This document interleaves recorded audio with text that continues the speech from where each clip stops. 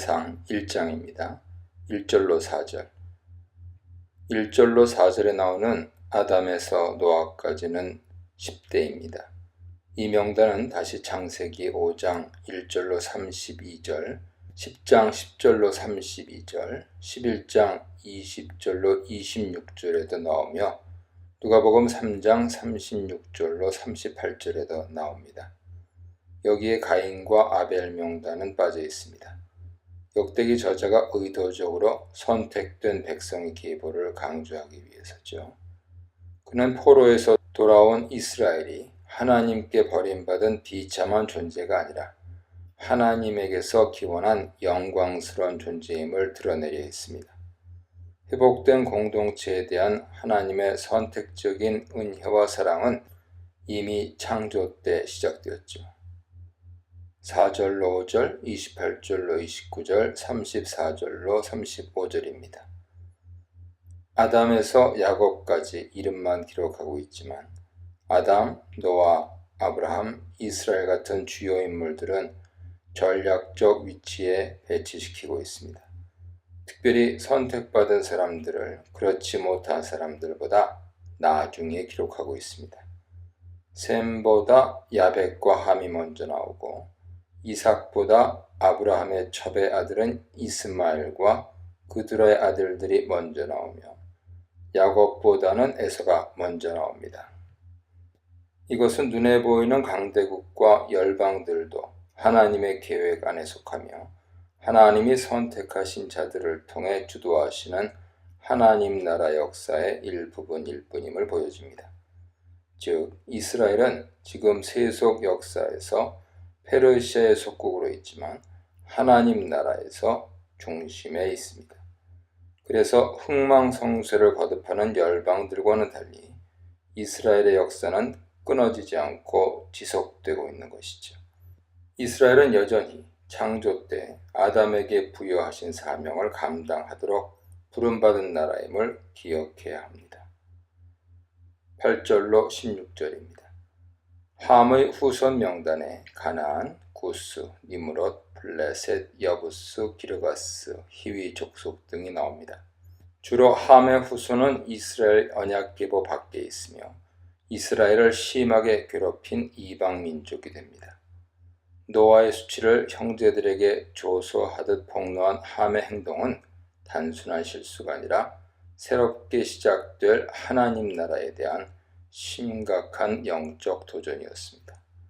하나님을 향한 영적인 도전이 제때 제대로 교정되지 않은 채 후손에게 전수되면 역사 속에서 그 잘못된 습관은 엄청난 비극을 발생시킵니다.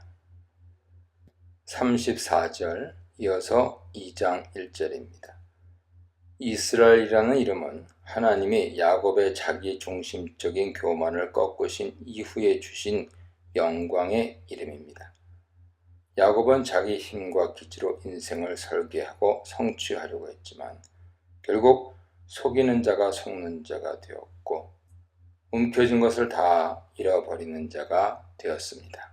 하지만 그 인생에 하나님께서 줄곧 개입하셨고 그가 그 하나님의 주권을 인정하고 복을 구했을 때 비로소 하나님의 약속이 성취되기 시작했습니다. 하나님의 개입을 요청할 때 포로에서 돌아온 유다 백성들도 수치와 모욕을 딛고 영광스럽게 회복될 것입니다. 2장 3, 4, 7절입니다. 유다는 그의 며느리 다말과의 사이에서 베레스를 낳았고 베레스는 다윗의 조상이 됩니다. 하지만 베레스 역시 태어날 때 쌍태였는데 손이 먼저 나온 세라를 뒤로 밀치고 세상에 좀 더 앞서 나온 사람입니다. 아갈은 여호수아서에 나오는 아간으로서 그의 불순종으로 이스라엘 백성은 큰 위기에 빠질 뻔했습니다. 신약에도 비슷한 예가 있죠. 마태복음 1장에 다말, 라합, 룻, 밧세바 모두 언약 계보의 대를 잇기에는 자격 미달인 사람들입니다. 하지만 하나님 나라 언약 계보 안에 엄연히 포함되어 있는 것입니다. 이로써 하나님 나라가 인간의 의로움이 아닌 은혜로 세워짐을 알 수 있습니다. 16, 17절입니다. 요압은 다윗의 군대 장관으로서 나라에 큰 공을 세운 사람입니다. 하지만 그는 복수심에 불타 아브넬을 암살하고 경쟁심에 끌려 아마사를 죽입니다. 또한 다윗의 승인 없이 압살롬을 죽이고 말년에는 아도니아를 왕으로 옹립하려다가 결국 처형당하게 됩니다. 하나님 나라를 세우려는 사명보다 자기 의와 명예를 드러내려 한 요압은 결국 실패한 인생으로 끝납니다. 신앙인에게 있어 열정보다 더 중요한 것은 올바른 열정의 방향이며 마지막까지 신실함을 잃지 않는 충성입니다. 3장 10절로 16절입니다. 솔로몬에서 시드기야에 이르기까지 유다 왕들의 이름이 기록되어 있는 반면 북이스라엘 왕의 명단은 하나도 기록되어 있지 않습니다. 하나님께서는 유다를 통해 언약 계보를 이어나가고 계신 것이죠. 예수님은 유다 족속 다윗의 후손으로 이 땅에 오셨습니다. 17절로 24절입니다. 포로에서 돌아온 자들 중에 성전을 재건한 스룹바벨이 들어있습니다. 역대기 저자가 스룹바벨의 이름을 기록한 이유는 포로에서 돌아온 이들은 실패한 백성이 아니라 선택받은 하늘 백성이며 동시에 성전 공동체를 건설할 수 있는 백성임을 보여주기 위해서입니다.